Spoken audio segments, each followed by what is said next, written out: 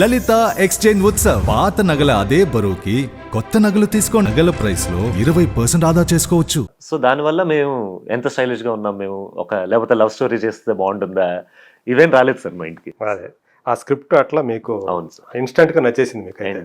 Yeah okay.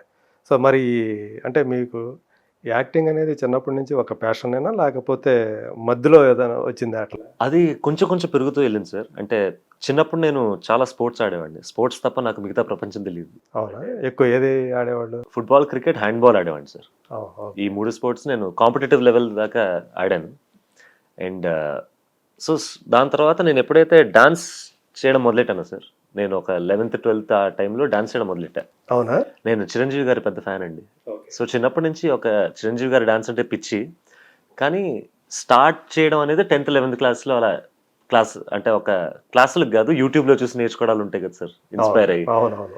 So అలా పర్టికులర్గా ఎక్కడ డాన్స్ అనేది నేర్చుకోలేదు కానీ నేర్చుకోలేదు. సో ఈ చూసి ఇన్స్పైర్ చేసుకోవటమే. అది స్టార్ట్ అయ్యి నేను కాలేజ్లో పర్ఫార్మెన్స్లు ఇవ్వడం మొదలెట్టాను సార్. మ్మ్. సో చిన్నప్పటి నుంచి సినిమా పిచ్చి ఉండేది, కానీ ఎప్పుడైతే డాన్స్ చేయడం మొదలెట్టానో నాకు ఆ అటెన్షన్ నచ్చింది. ఓకే. ఎప్పుడైతే స్టేజ్ మీద ఉండడం నచ్చింది, జనాల ముందు పర్ఫామ్ చేయడం నచ్చింది. సో ఇవన్నీ కొంచెం కొంచెం ఇంక్రిమెంటల్గా పెరుగుతూ పోయి I wanted to try out acting. Okay. యాక్చువల్గా అయితే ఇంట్లో అంతా ఇప్పుడు మ్యూజిక్ సార్. మ్యూజిక్ అంతా కూడా అదే కదా, ఆ వాతావరణం ఉన్నప్పుడు సో ఇటు యాక్టింగ్ సైడ్ ఆ ఇంట్రెస్ట్ కలగడం అనేది ఒక విశేషం అని చెప్పాలి. ఇంకోటి అంటే కొంచెం నేను ఇది కూడా ఆలోచించా, ఇంకా అందరు సింగర్లు అయితే ఎలా ఫ్యామిలీలో సింగర్ కొడుకు సింగర్ అవ్వాలా? అదే. అండ్ సో నేను అందుకని డాన్స్ మొదలెట్టా. అంటే మీ సిస్టర్కి అటువైపు ఇంట్రెస్ట్ ఉందా? సింగింగ్ నేర్చుకుంది సార్ సిస్టర్, కొంచెం హిందుస్థానీ ఒక 2-3 years నేర్చుకుంది. కానీ తను ఎప్పుడు ప్రొఫెషనల్గా చేయాలి అని అనుకోలేదు, ఇండస్ట్రీకి రావాలి లేకపోతే సింగింగ్ ద్వారా డబ్బులు సంపాదించాలని ఎప్పుడు అనుకోలేదు. నేను కూడా నాకు మ్యూజిక్ అంటే చాలా ఇష్టం. పాటలు పాడతారా? అంటే హాబీలా సార్, నేను గిటార్ వాయిస్తాను సార్. అవునా? గిటార్ వాయిస్తాను నేను. సో అది ఎప్పుడు నేను చాలా పర్సనల్గా ఉంచుకున్నాను, సింగింగ్ అండ్ గిటార్. అంటే నేను పాడుకోవడానికి లేకపోతే నా ఫ్రెండ్స్తో పాడుకోవడానికి కానీ ప్లేబ్యాక్ సింగింగ్ నాకు తెలిసి one of the toughest things sir. అంటే ప్రొఫెషనల్గా అనుకోలేదు? ప్రొఫెషనల్గా అనుకోలేదు. అండ్ నేను ఒకవేళ చిన్నప్పటి నుంచి సాధన చేస్తుంటే అప్పుడు మేబీ అయ్యేవాడిని ప్లేబ్యాక్ సింగర్. కానీ అది చిన్నప్పటి నుంచి ఉండాలి సార్ ఆ ట్రైనింగ్. అంటే మామూలుగా అయితే అమ్మ మేము మీ చేత పాడించడం ఇట్లాంటిది చేసేవాడు? ఇప్పుడు ఫోర్స్ చేయలేదు సార్. అంటే మమ్మీ ఏంటంటే నీకేం చేయాలని ఉందని అడిగేది. ఓకే. అండ్ మేము ఫ్రాంక్గా అప్పుడైతే నేను నాకు ఆడుకోవాలి ఉంది అని మాత్రం చెప్పేవాడిని. సో నన్ను ఎప్పుడు పుష్ చేయలేదు, ఈ క్లాసులకి వెళ్ళు ఆ క్లాసులకి వెళ్ళు అనేది. నా అంతటా నాకు డాన్స్ ఇంట్రెస్ట్ కాబట్టి నేను స్టార్ట్ చేశాను. ఓకే. అండ్ అలా సినిమా పిచ్చి, డాన్స్ అటెన్షన్ నచ్చడం వల్ల యాక్టింగ్ మీద కూడా కొంచెం ఇంట్రెస్ట్ స్లోగా పెరుగుతూ పోయింది. ఓకే. సో మమ్మీతో ఫ్రాంక్గా మాట్లాడుకునే వాళ్ళం మేము ఇద్దరం, ఏ ఏజ్లో ఎంత ఎడ్యుకేషన్ కంప్లీట్ చేసిన తర్వాత దీనికి అటెంప్ట్ చేయొచ్చు. సో డిగ్రీ దాకా నేను చదువుకున్నాను. అంటే మీరు ఏ వయసులో ఉన్నప్పుడు తను మీకు సింగిల్ పేరెంట్గా అయ్యారు? ఏ వయసులో అది నేను 7th class. 7th class. Okay. చెల్లెలు? చెల్లెలు నాకంటే 4 ఏళ్ళు చిన్న. సో 3వ క్లాస్. ఓకే.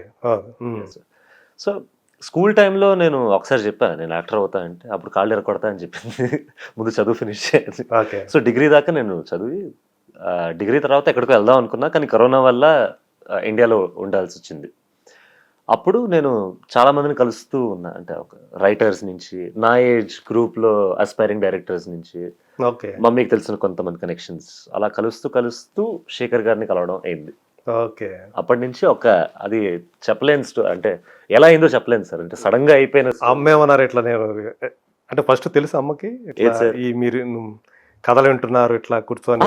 అంటే ప్రతి స్టేజ్ లో అమ్మకి నేను క్లారిటీ ఇస్తూనే ఉన్నాను నేను. ఓకే. ఎప్పటికప్పుడు అప్డేట్ చేస్తున్నారు? చేయాలి సార్, చేయాలి.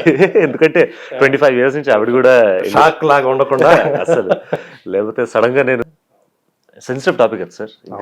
సో అంటే బయట మామూలుగా ఎక్కడన్నా ఎప్పుడైనా ప్లాన్ యాక్సిడెంట్ చేసుకుని ఏం చేయము, కానీ ఒకవేళ అనుకోకుండా కలిసినా కూడా మేము అందరం బాగానే ఉంటాం అందరితో. ఓకే. అంటే నాన్న కూడా, కిరణ్ గారు కూడా మీతో ఫ్రెండ్లీగానే ఉంటారు? ఫ్రెండ్లీగానే ఉంటారు ఎవరైనా.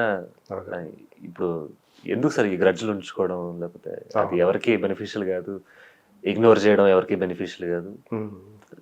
మూవ్ ఆన్ అవుతూనే ఉండాలి. ఇంకా అవును, అవి మైండ్లో ఉంటాయి, అఫ్ కోర్స్ నా మైండ్లో ఉంటాయి, నా చెల్లి మైండ్లో ఉంటుంది.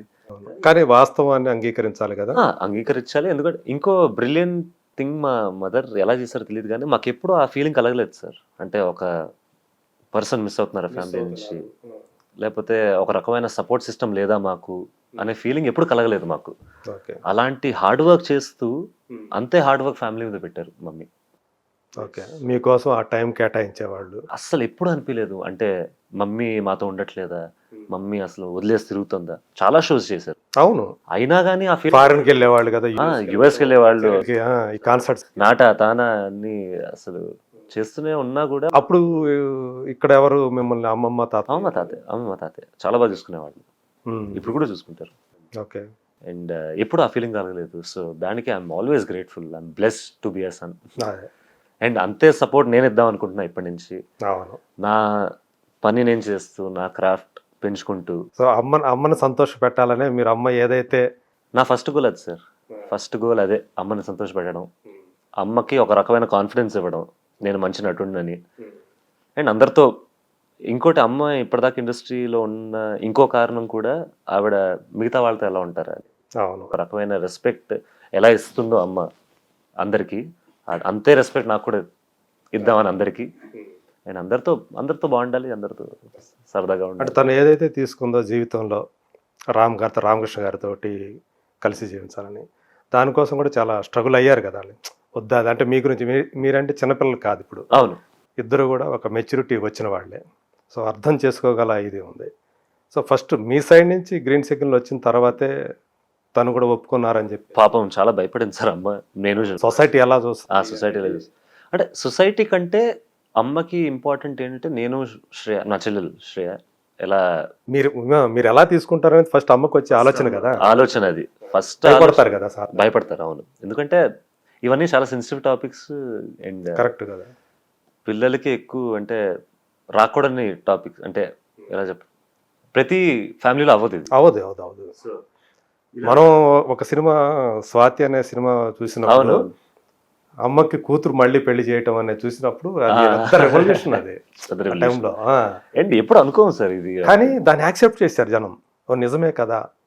సో అమ్మ కోసం బికాస్ దే డిజర్వ్ దట్. ఆ రకమైన హ్యాపీనెస్ దే డిజర్వ్, ఆ రకమైన సపోర్ట్ సిస్టమ్ కావాలి. అది జస్ట్ ఫైనాన్షియల్ అని కాదు సార్. మనతో ఒక పార్ట్నర్ ఉన్నాడు, సంతోషంలో ఉన్నప్పుడు ఒక పార్ట్నర్ ఉండాలి, బాధలో ఒక తోడు, at the end of the day ఒక తోడు. నాకు మా చెల్లికి ఆ సింపుల్ రీజన్ చాలు, ఆ తోడు కావాలి. సో మీకంటే మీరు రేపు పెళ్ళైన తర్వాత మీకు ఒక ఫ్యామిలీ వస్తుంది, మీ చెల్లికి ఇంకో ఫ్యామిలీ వస్తుంది. మరి అమ్మకి తోడు ఇప్పుడు అలా అని కాదు, మేము పెళ్లి అయిపోయిన తర్వాత అమ్మను వదిలేసి మామూలుగా చెప్పు. కానీ ఎవరికైనా ఏ మనిషికైనా ఆ తోడు అనేది ముఖ్యం. ఎలా వేళల్లో ఉండవు కదా. సో నన్ను మా చెల్లెని పెద్ద కన్విన్స్ చేయాల్సిన అవసరం లేదు అక్కడ. మాకు ఓన్లీ థింగ్ ఏంటంటే, అంటే మిమ్మల్ని కన్విన్స్ చేసింది అమ్మ రామకృష్ణ గారా? ఎవరు కన్విన్స్ చేయలేదు సార్ యాక్చువల్లీ మమ్మల్ని. ఎందుకంటే నాకు చెల్లికి ఫైనల్లీ కావాల్సింది ఏంటంటే ఆవిడ ఆనందంగా ఉండడం. ఎందుకంటే నేను చెల్లి చాలా చూసాం, ఆవిడ ఎలాంటి జర్నీలో వెళ్ళింది, ఎలాంటి దీనిపైన ఇండస్ట్రీలో ఎంత స్ట్రగుల్ చూసింది అనేది. So at the end of the day if she's choosing a person, నేను ఒకటే అడిగా, ఎంత కాన్ఫిడెంట్గా ఉన్నావు ఈ పర్సన్ మీద అని. She was very confident on that person. మేము కలుసుకున్నాం అండ్ నాకు చాలా నచ్చారు. అండ్ సింపుల్, ఒక తోడు అమ్మ డిసైడ్ చేస్తుందంటే why will we say no. తను కూడా ఆ ఫీల్డ్లో ఉన్న, నేను అది కూడా చూడలేదు సార్, అసలు ఏ ఫీల్డ్లో ఉన్నాడని కూడా చూడలేదు నేను ఫస్ట్. మీ మైండ్లోకి అది కూడా రాలేదు? ఎందుకంటే నాకు ఉన్నదల్లా ఏంటంటే మా అమ్మనలా చూసుకుంటారు. అవును. అండ్ ఆయనలో ఉన్న ఎమోషనల్ కెపాసిటీ ఎలా ఉంది, అమ్మని అర్థం చేసుకోవాలి 100%. ఇవన్నీ చూసాను కానీ మస్ట్ కదా అది 100%.